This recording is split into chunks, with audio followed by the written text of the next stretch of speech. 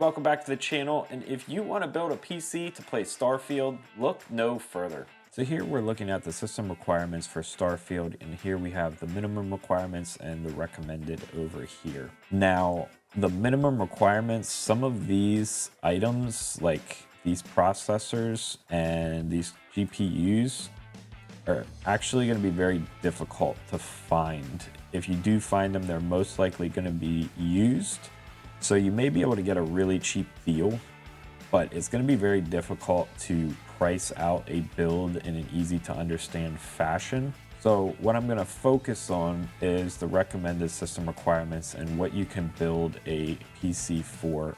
So one thing that we do know that's been confirmed by Todd Howard about Starfield is that on the Xbox Series S, it's going to run at 30 frames per second at 1440p. So right here we can see that. And on the Series X, it's going to run at 30 frames per second in 4K. Now, looking back at these system requirements, we can kind of map that minimum is going to equal about what the Series S is putting out, and recommended is what the Xbox Series X is going to be putting out. So this we can look at to expect 1440p at around 30 frames per second, and this we can look at roughly 4K at 30 frames per second. And now there is a caveat to that. Digital Foundry did a great tech breakdown of the Starfield Direct, and in it they discuss that it is being upscaled. So on the Xbox Series S, it's being upscaled to 1440p, and it's being upscaled to 4K on the Xbox Series X. So with that in mind, we can kind of determine a couple things. So what we can conclude from this information is that most likely these system requirements for minimum are mapping to a native 1080p resolution being upscaled to 1440p through FSR2, as FSR2 is what's been confirmed Starfield is going to use. And recommended is going to be rendered probably at 1440p minimum, maybe higher at 1800 or somewhere around there, depending. It's most likely going to be a variable native resolution rate that it's going to render at, and then upscale it to 4K through FSR2. So the recommended processor is either a Ryzen 5 3600X or an i5 10600K, 16 gigabytes of memory for the RAM. And then for the graphics, we have a Radeon 6800 XT or a GeForce RTX 2080.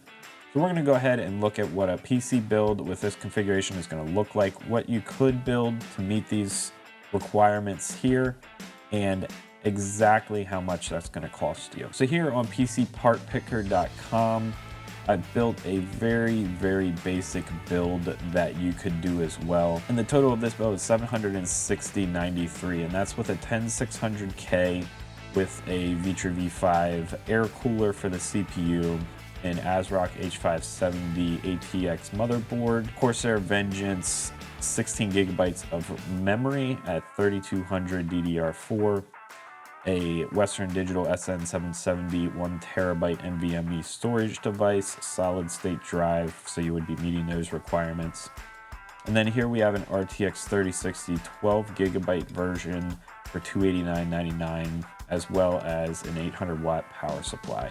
I didn't include a case, as that's a pretty personal option. There are a lot of cases out there for $50 to maybe $70 that you can purchase. For instance, we can check out, we have a Fractal Design Focus 2 RGB for $54.98. If we add that, it brings the total to $815.91. Cases are a personal choice, so that's something that you can decide on your own. And typically I don't include operating systems in the build price, as people acquire their operating systems in different fashions. And then a monitor is also something I don't typically include in the build for the PC itself, as you could use an existing television or something along those lines. So a bare bones PC without a monitor and operating system is going to be $760.93, and with a case, as I said, the total will be about $815. So this will get you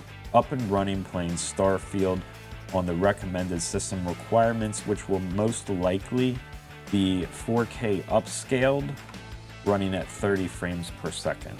Just to temper expectations, this build is not going to be blasting Starfield at 60 frames per second at 4K native.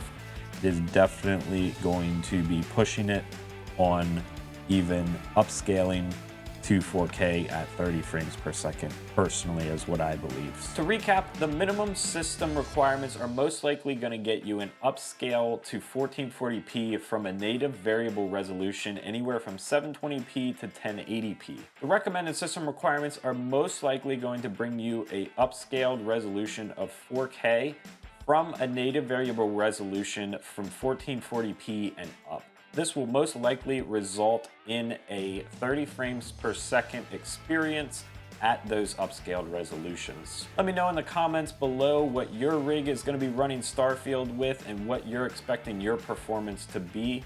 And if you thought this video was helpful, you can check out more Tectonic Systems videos by clicking here. And as always, thanks for watching, and I'll see you in the next video.